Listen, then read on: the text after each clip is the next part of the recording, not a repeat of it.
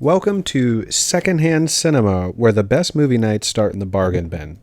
The point of this podcast is to breathe some new life into donated or forgotten media and hopefully to entertain and inform. There will, of course, be some spoilers ahead, but if you're ready to go, let's pop some popcorn and get into the Black Dahlia. Woo! I did that last time, so I got to do it again. All right, so we're going to jump straight into some of the questions that we have set up that we will be discussing on each episode of this podcast. The first one, just to give you an idea of what we're doing with the podcast, we go to thrift stores or other secondhand stores, and we close our eyes and randomly pick a DVD off of the movie section. The very first one we got was Black Dahlia. And so what was your guess on what the film was going to be about off of the box and the title, and did it live up to those expectations? Because I have some feelings about this in particular. My first thought, since it's called the Black Dahlia, I thought it was going to be about the Black Dahlia. Good guess. But, well, I'll let you finish. That's about all I got. Okay, well, so I thought it was a very clear guess that it would be about the Black Dahlia murder. The name is Black Dahlia, and then you have a woman on the cover with blood coming out of her mouth. Happens when you get murdered sometimes. I thought it was Scarlett Johansson on the cover. It might not be, but I don't think it is. I think it's the girl that plays the Black Dahlia. Who? Fun fact, a little early here, but she was not originally going to be in the film. She was just there to read lines with the cast, but Brian De Palma liked her so much that he added her into the film for those black and white flashback scenes. I mean, she wasn't a bad actor, so. And there's some casting what-ifs with her character as well. But I was surprised at how little the movie had to do with the Black Dahlia murder. Yeah, but we should wait to get into that until we're actually talking about the movie. Okay, well, the movie did not live up to my expectation as far as my guess on what it was going to be about, is all I'll say. It didn't live up to mine either. In fact, I was quite disappointed. So let's move on to question 2. How did this end up in a thrift store? I think that the person that originally bought it probably was either like a huge true crime fanatic, and they were like, oh my god, a movie about the Black Dahlia, because I didn't do research to see if there was any other movies about the Black Dahlia, but I've listened to plenty of podcasts about it, so maybe they were hoping they would get like an on-screen representation, and maybe that's not what it was, or maybe it just sucked. Well, I'll get more into it when we start going over background, but it was written by a true crime novelist, James Elroy, I believe is his name. And he did, he wrote it in 1987, and it was in development hell for years. I can see why. It's not great, is why I think it probably ended up in a thrift store. I agree with you. I think whoever bought it originally either, one, wanted to see a movie about the Black Dahlia murder, or two, a big Brian De Palma fan, which when we bought it and I saw that it was a Brian De Palma film, that's what got me excited. But yeah, I think it just, to be completely earnest, I don't think it has a ton of rewatch value. I'm not upset that we watched it the one time, but it doesn't strike me as a film where you'd be like, oh, I'm going to put that back in and watch it another go around. I have quite a few thoughts about this movie and the people in this movie. Okay, well, we've kind of shit on it a little bit so far, so let's get towards a positive question. What was the most valuable aspect of the film for you? So what do you think out of the film just really stood out and was good? I like the, what were those shots called when it's... The focus in the back, and it's a split diopter. I like those shots. They looked pretty cool. De Palma is known for split diopter shots and a few other camera movements. He's as far as directors go, he does have some stylistic flair. He was a big Hitchcock fan. But yeah, the split diopter shots look great. Scarlett Johansson was also a big. Well, Not very good in the movie, but very no, pretty. she's very pretty. But she's kind I don't think she was a draw for the movie. I mean, the movie's 2006, so she hadn't. I mean, she was a known quantity, but she wasn't Scarlett Johansson yet. I mean, no, she had done other like rom-coms, I think. Yeah, so not the Scarlett Johansson we know and love today, but um, I will piggyback off of what you said. I'd say for me, the cinematography really shined through. We'll talk about him a bit later, but the cinematographer on the film, Vilmos Sigmund, has a pretty incredible body of work, and I think his pairing with Brian De Palma is what really saved this film from complete mediocrity. And I also enjoyed the score, which I'll discuss a little bit more of that later on. There was a bit of a score what if there, but I think that the music was very appropriate for the time period. I agree. All right, so we got a positive. We both kind of agree that the cinematography was pretty good. But we got it for, I believe, $2. I wasn't present when you purchased it. Oh, yeah, I got this one by myself. I got this for, I believe it was $2. Would I buy it again, or would I leave it on the shelf? Like if you were looking for a movie or randomly selecting a movie. Like if I knew what that movie, now knowing what I know now, would I pick that up on the shelf again if I didn't have it? My answer is no. So my answer is no as well. Like I said, I didn't really enjoy it, but I'll play devil's advocate as someone that is interested in filmmaking and cinematography in particular. I do think it's worth watching as a bit of a study into cinematography and directing. Just not screenwriting, but there's some interesting stuff about the screenwriter as well on this. I think it's a study into what not to do. All right. Well, this movie, The Black Dahlia, came out in 2006. What aspect of it felt the most 2006 to you? Well, considering this movie came out in 2006 and The Dark Knight came out in 2008, I think what felt the most time period accurate, it was Aaron Eckhart as Harvey Dent before he became district attorney. It's funny because I was also going to say the thing that feels most 2006 about this is Aaron Eckhart being a leading man. I like Aaron Eckhart. He was really good in that movie. Well, I say really good. That's giving him a little too much credit. The shark movie that came out recently, Deep Water or whatever, that one was okay, is with him in the lead. But yeah, him as the lead, and also, I mean, Josh Hartnett as a lead as well. I mean, I know he's had a bit of a comeback in recent years, but that felt very 2006-ish. Speaking of leads, in the opening scene of that movie, there's a bunch of people in navy dress whites fighting random people in the streets, and I don't know if I missed something, because what was going on there? Well, you know, it's funny that you ask, I don't know if I missed something, because as we were watching the film, I asked myself that like every 25 minutes. I was like, wait, did I miss something? Like, I'm not looking at my phone, but I feel like something didn't get explained. And, you know, it was very vindicating to know, reading about the movie afterwards, that apparently a lot of other people felt the same way.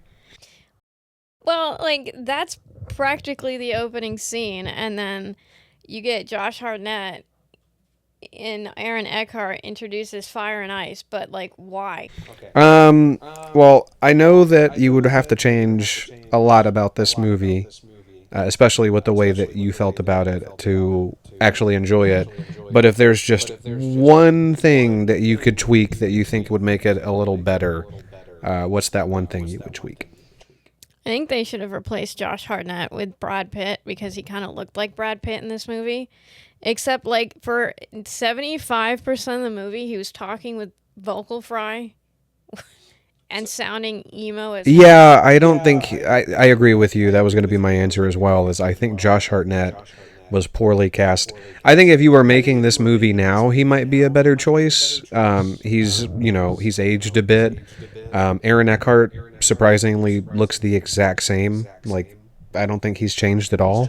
Okay, well, he probably got thrown into, like, a vial of formaldehyde. Yeah, he's gotten his face reconstructed since. But it's funny. I'll step on my background info a little bit here, since you were talking about recasting and you mentioned Brad Pitt. But there were a couple of people that were considered besides Josh Hartnett. Josh Hartnett was attached ever since production started, but in pre-production, Paul Walker was considered for his role. He also too pretty boy. I don't know why they insisted on a pretty boy for this role. Like, we talked about it, and Aaron Eckhart would have been better suited for the role that Josh Hartnett played. And apparently Michael Douglas and Johnny Depp were both considered for. I know Johnny Depp's a weird choice. Johnny Depp works with the emo-ness of it. I think Michael Douglas probably would have been a good casting, although I do think Eckhart was okay for his role. And I know this name doesn't really mean anything to you, but Stephen Dorff was also considered for the role of Bucky, which Bucky Barnes.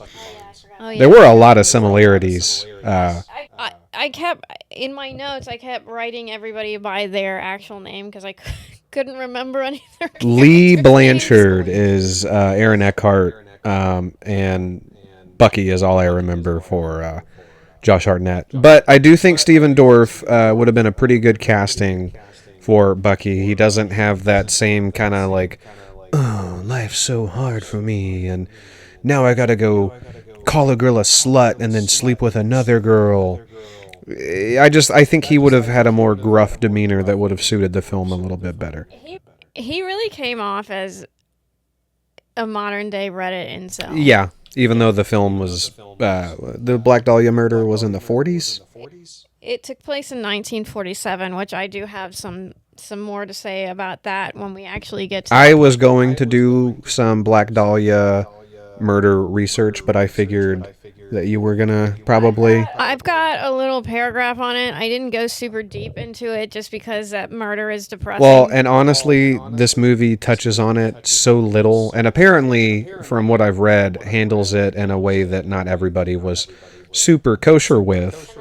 And that's something I also wanted to go Yeah, into. so I didn't want to make this podcast too much about the murder itself. Yeah. This is not a true crime broadcast, and I will never do one of those unless somebody offers me a lot of money. I would like to do one with my best friend Shelby Adkins, who said she would do one Shelby, with me. if you're listening, Dropping names we're here. actually best friends.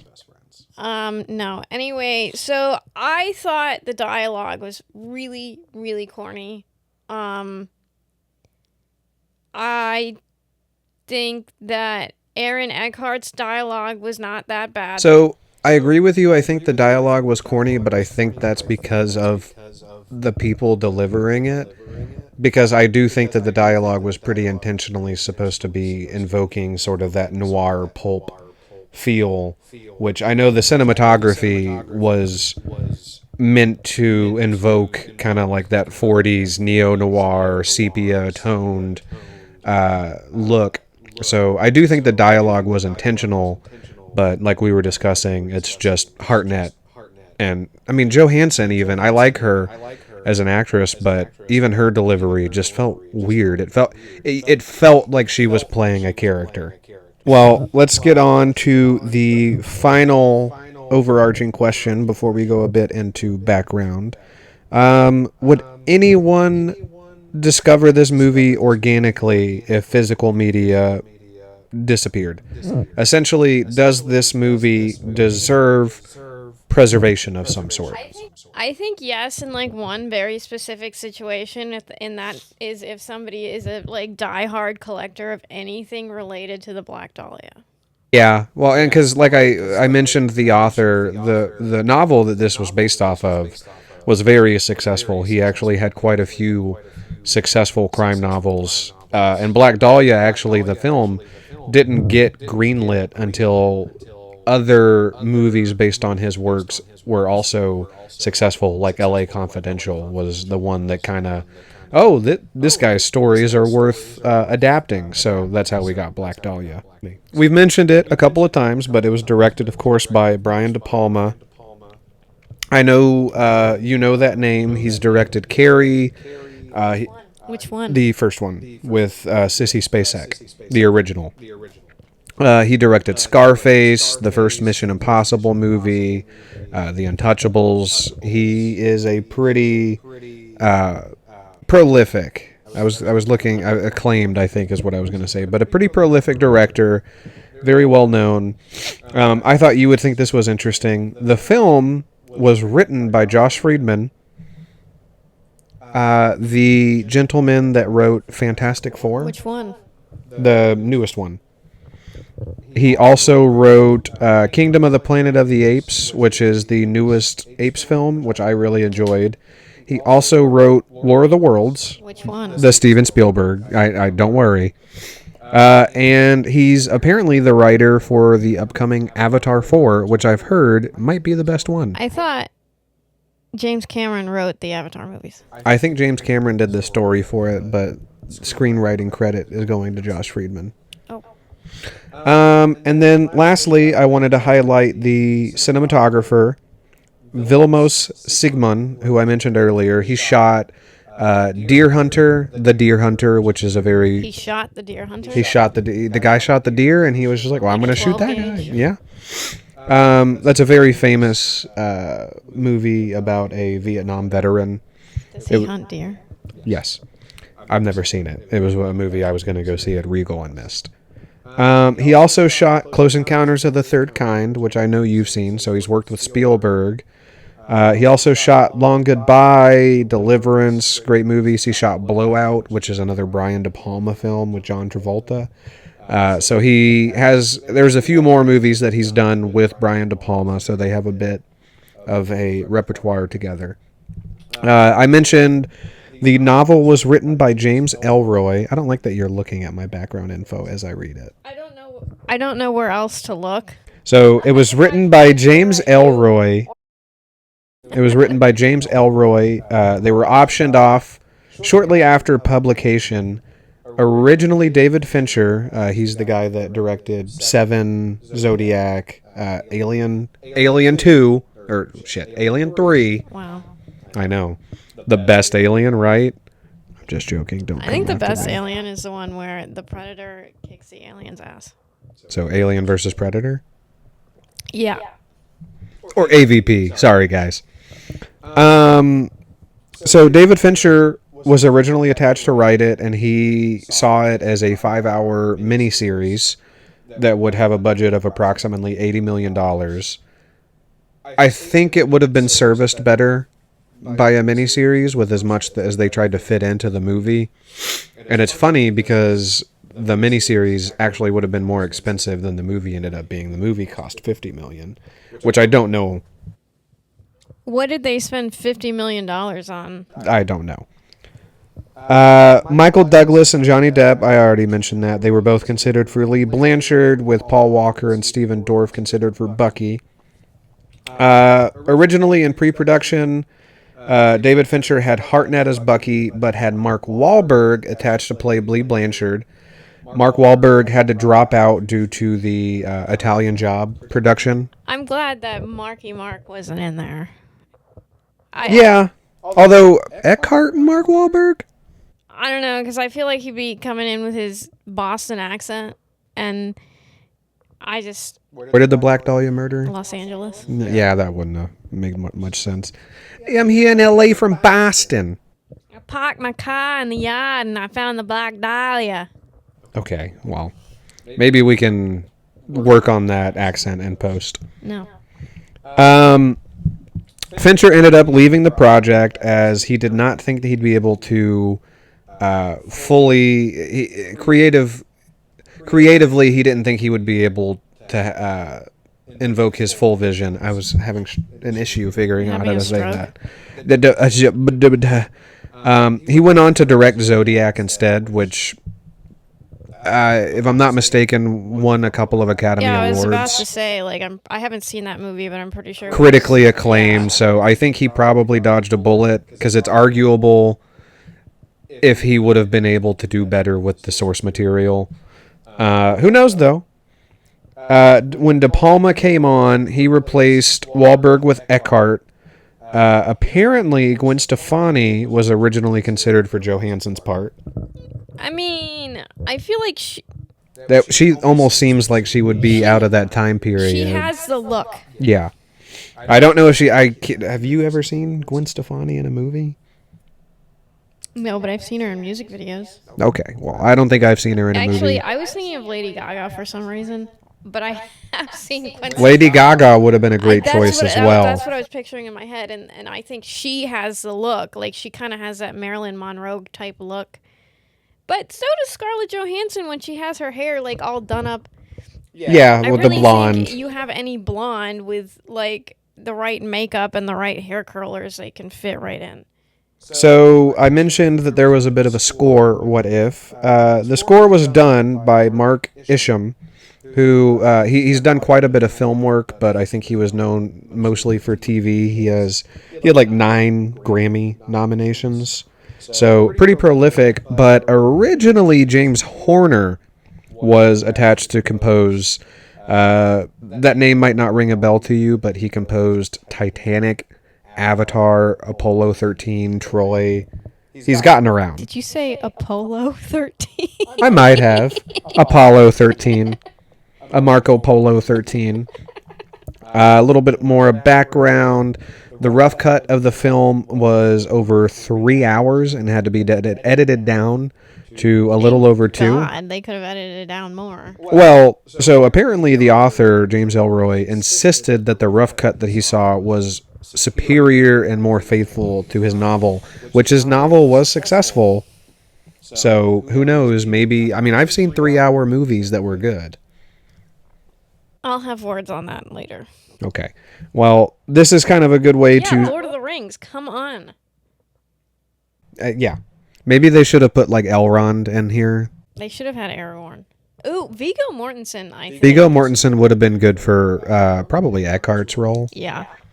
In 2006, I mean, that would have been good timing. This is a good kind of Orlando Bloom. segue, maybe. He just stares off in the distance. He got that emo He's still thing got his going elf on. ears on. And blue eyes. To segue into your thoughts on the film, it was a critical and financial failure. That's surprising. Like I said, it cost $50 million to make. I think the final gross was about 49.3, which of course after marketing and everything, that's not even close to breaking even. David Denby of the New Yorker described the film as a kind of fattened goose that's been stuffed with goose liver pate. It's overrich and fundamentally unsatisfying. There are scenes that display De Palma's customary visual brilliance, agreed, but the movie is so complicated, the narrative so awkward, that when the pieces of the puzzle fall into place, we get no tingle of satisfaction. So tell me why you didn't get a tingle of satisfaction. So That was good, wasn't it? that was a good segue. So how far was it into the movie where they finally even showed the Black Dahlia? It was probably like halfway into the movie. It was probably an hour in. So the Black Dahlia murder took place in 1947. Elizabeth Short was 22 years old, and she was a Hollywood hopeful, which is what she's shown as in the movie. Her body was found on January 15th, 1947, by a mother walking her kid going for a walk in Los Angeles, and the body was sliced in half at the waist. The murder itself has never been solved. In the movie itself, the murder is solved by Josh Hartnett's character. And they're basically saying that he's dreaming. They're basically saying that this family, this rich family who like built half of Hollywood in the movie were the ones responsible for the murder and based it off of what, The Man Who Smiles? Yes. And she Yes. had like this huge smile on her face. It's called the Chelsea grin. Is that like kind of like the Like the Joker Joker and grin. yeah, it's the Chelsea And grin. So it almost felt like a mockery of the murder in itself because it was really a horrific thing that happened. The Black Dahlia was a young woman who was murdered in a terrible way because she was in a place where she was chasing her dreams, and I think to kind of just try and make up some sort of ending to dramatize it like that, it just seems just gross.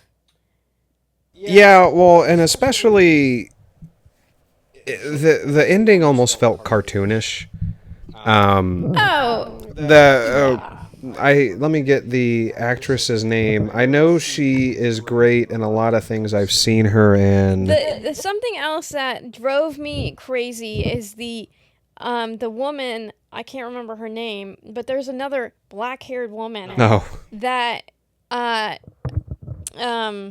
Hartnett meets while he's like looking for evidence about the murder, and she's dressed like the Black Dahlia would have been dressed. And come to find out, she's basically like obsessed with Elizabeth Short because she is convinced that they look like each other, even though these two actors, don't even look anything alike. Like, they have the same hair color and they're white, and that's about the extent of it. And then there's this, was it Hilary Swank? It was Hilary Swank and Mia Kirshner. Yeah, if you look at these pictures on the screen, these two women do not look anything alike now, nor did they look anything alike in the movie.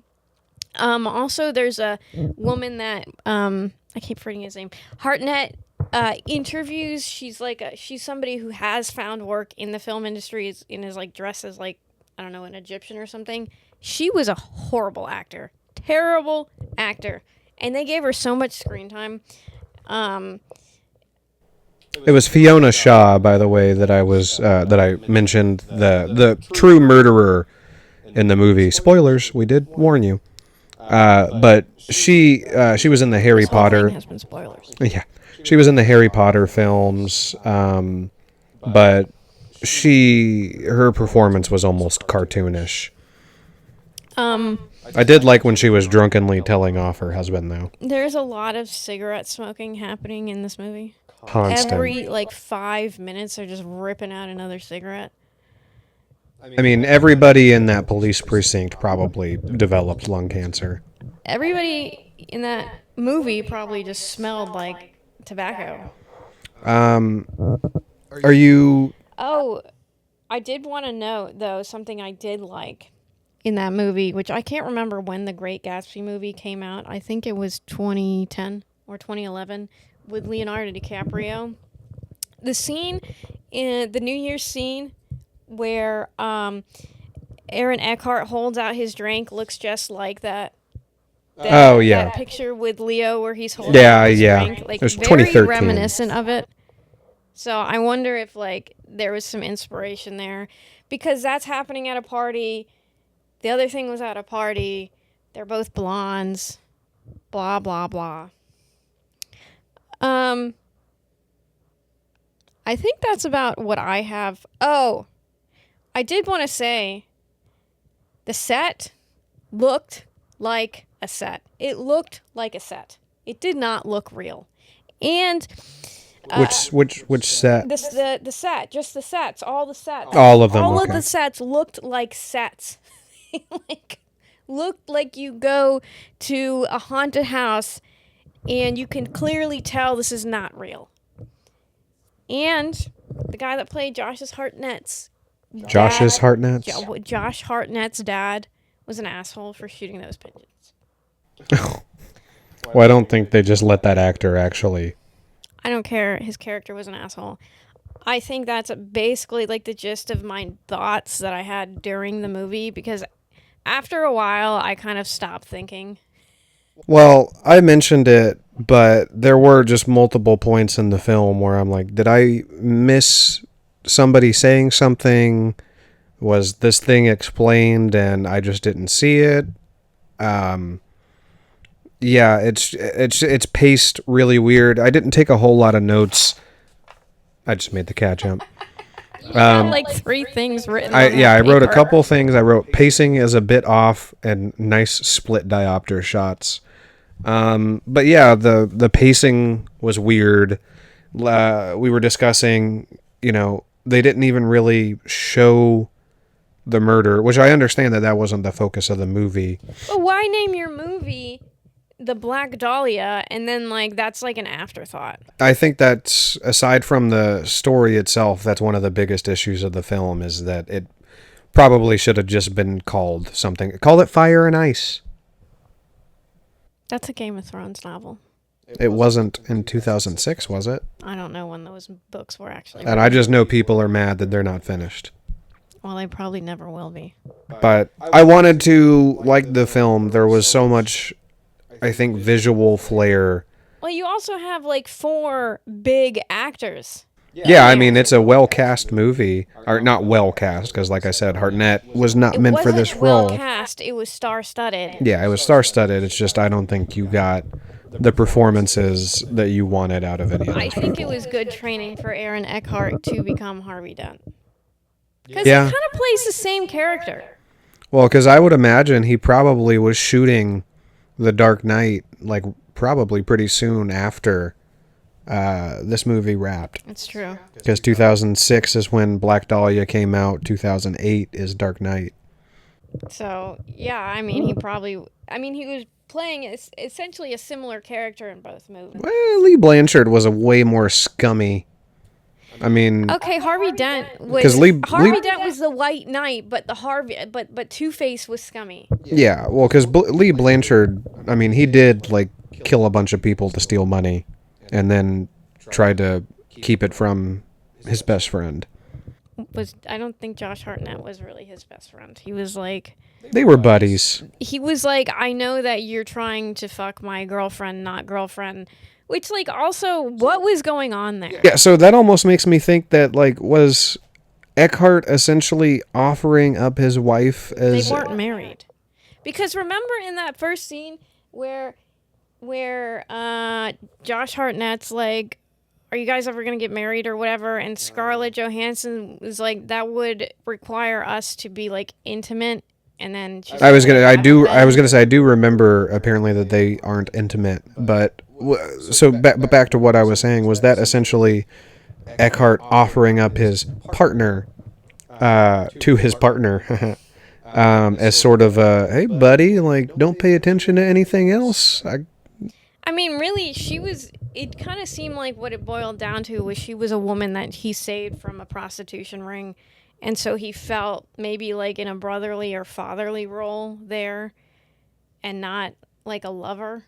Yeah, I could maybe see that. I will say that I liked what they were doing in that final scene not final scene, but towards the end, where all of Scarlett Johansson's scenes were lit very brightly. Oh, yeah, like she was an angel and the other woman was like the devil. And he shot her in the head. Not Scarlett Johansson. The other woman.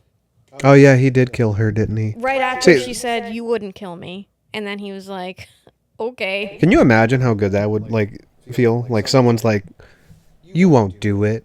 You're a pussy. And then you just do it. I mean, he was really a shitty person, too, because he slept with Scarlett Johansson. And then she found out that she had been keeping a secret from him, which realistically wasn't really something that he needed to know. Like, I feel like he was overreacting. if anything, he was better off, technically, not knowing, because once he knew, he's kind of an accomplice at that point. So I guess she was trying to spare him from that. And I just think that he didn't need to know. Like, it wasn't his business. Yeah, it didn't involve him. So, like... Well, I mean, but she was kind of putting the moves on him. Okay, but that had nothing to do with him. Yeah, but if I was potentially... And she didn't even know that money was there. But if I was potentially becoming involved with someone and we had, a mutual friend who used me to help him rob thousands of dollars from gangsters, and then you knew about it and you didn't tell me, I feel like that could cause some friction. I don't know. I feel like it was a weird situation. He slept with Scarlett Johansson, found out about the money, went and slept with that other chick, shot her in the head, and then went back to Scarlett Johansson. Why did he call her a slut? Not Scarlett Johansson, but he called the other woman a slut because she called slept with Elizabeth Short. Oh, that's right. Also called her a stupid slut, actually. Right after he got done having sex with her. It was the 40s, so I mean, he might have been like, you stupid lesbian. This guy was just like all over the place, and yeah, I would have maybe enjoyed a movie about a different character. I think if it focused more on the case, like the Black Dahlia case, and didn't make up so many fantastical things about it. Like, I feel like you could have done a buddy cop, detective, true crime, noir film about the Black Dahlia and still kept the facts right. I don't know if I would do a buddy cop film. Okay, I don't mean buddy cop in like a comedy. I mean like what they were trying to do. I don't know what they were trying to do because it didn't work. I know you haven't seen it, but now I'm picturing like Mel Gibson from Lethal Weapon. I think that's about all of my thoughts on that movie that I can remember. If I had written down every single thought I had, I probably would have had like 6 pages worth, and I could have ranted on forever, and that movie's just not worth it. Well, I will say, like I said, I wanted to like the movie. I thought it looked really cool. I could not keep up with the narrative. There were too many issues with the screenplay, but I don't regret watching it because now I know I don't want to watch that movie again. And that's kind of the premise of this show, is to give these movies a second chance. In this day and age when you have major video game producers moving away from physical media, I think it's important to preserve as much as you can. This film's gonna sit on our shelf. I'm not gonna donate it. Well, we should make a shelf of, when we get the space, of all the movies that we've done for the podcast. We will most definitely do that. I don't regret watching it either because we got to have this conversation about it. I think when there's something that you enjoy doing, or when you're trying to learn how to do something like movie making or filmmaking or TV making, you can't always focus on the good. You have to also look at the bad, because sometimes you can, yes, obviously you want to know what to do, but you also want to know what not to do. I've said it to you before, but yeah, I think bad movies have just as much merit in regards to wanting to make movie. I want to make movie. I think you can learn just as much from watching bad film as from good. I think you can honestly learn more from watching a bad film than you can from watching a good film, because you learn from your mistakes more than you learn from doing something correctly. So to tie this up, I think we've already kind of given you an idea of what our answer for this is going to be. But I want to create a rating system for this show going forward, because I'd eventually like to have like a running scoreboard, a letterbox list, etc. So these are going to be the 4 categories for now. We have leave it on the shelf, curiosity purchase, worth the gamble, instant card edition. Obviously for me, this is...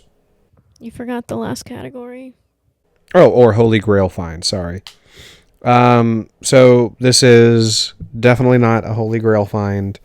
I would have to probably put it somewhere in between leave it on the shelf and curiosity purchase. I think I'd go with curiosity purchase, not knowing anything about the movie itself. Like, if I were just strictly looking at the cover and not reading the back of the movie, it would go curiosity purchase. I mean, honestly, even reading the synopsis on the back kind of intrigued me because it sounded interesting. But I don't think the synopsis on the back actually accurately described the movie. Yeah, I'd agree. Well, I think that about does it for me, unless you had anything you wanted to add. That's about all I have for this episode. All right, we ready to close? Yes. All right, so we're going to close like this. Stop. Please don't do that. This is an ASMR. God, no! Well, thank you for joining us on Secondhand Cinema, where we think every movie deserves one more viewing. Join us next time. Bye. Bye.